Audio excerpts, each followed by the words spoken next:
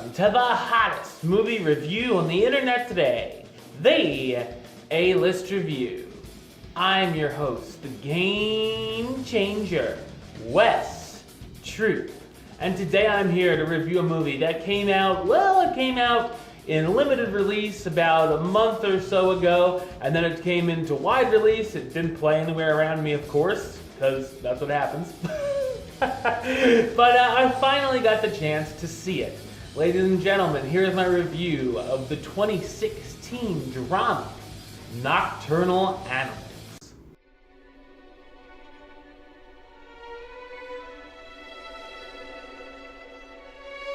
Susan, the owner of an art gallery, is sent a manuscript of her ex-husband's novel and an invitation to join him for dinner the next time he's in Los Angeles.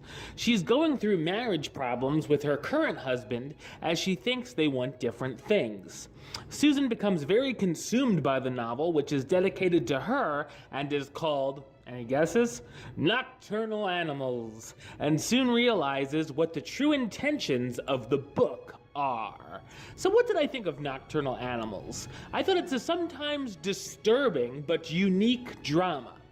This is a movie that is a story within a story, as the audience sees Susan's life and gets to know a little bit about it, but we also see the Nocturnal Animals novel itself play out as Susan is reading it. The movie flips back and forth between the real world and the book world, which can be fine at times. However, I was much more intrigued with what was going on in the novel. I'd be really getting into what was going on in the book, and then it would flip to a scene of Susan just reading the book, or something not very exciting or important. Some of what's going on in the actual world can be interesting, as it flashes back to Susan and her ex-husband reconnecting in college and beginning a romance. Her mother not wanting them to be together because she feels Susan is too good for him, and we also see what Susan describes as something brutal she did to her ex. As we get into the book world, as it sets up the story, there are some incredibly tense moments when a crazy driver runs the characters off the road and confronts them. It leads to dark and tragic elements where the main character teams up with a detective to bring down the maniacs. Many of the scenes that take place in the book are great and really make an impact. In the middle of the film, it almost feels like Susan becomes unnecessary in what is ultimately a story about her. Terrific performances from the cast, starring Amy Adams as Susan Morrow, the art gallery owner who's having trouble with her current marriage and has sent a manuscript from her ex-husband to read, Jake Gyllenhaal as Edward Sheffield, Susan's ex-husband who's a writer who just finished his book, Nocturnal Animals. Gyllenhaal also plays the role of Tony Hastings, the protagonist of Edward's book who suffers a tragic loss.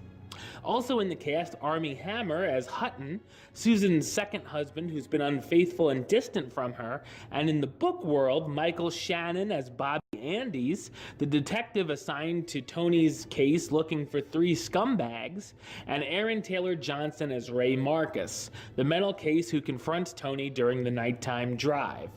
The film has already earned a few nominations and no doubt will score a few more this award season. Nocturnal Animals is a stylish and provocative film in which I cared much more about the story going on in the novel than that was playing out in the actual world. I'm gonna give it the rating of do it. Alright, well that's the show. I'll be back with another review very soon. But until then, don't forget to subscribe right here on YouTube. youtube.com/westside515. You can like the show on Facebook, facebook.com/WestTroopAlist. And of course, you can follow me on the Twitter or the Instagram @WestAlist. Until next time, Troop out.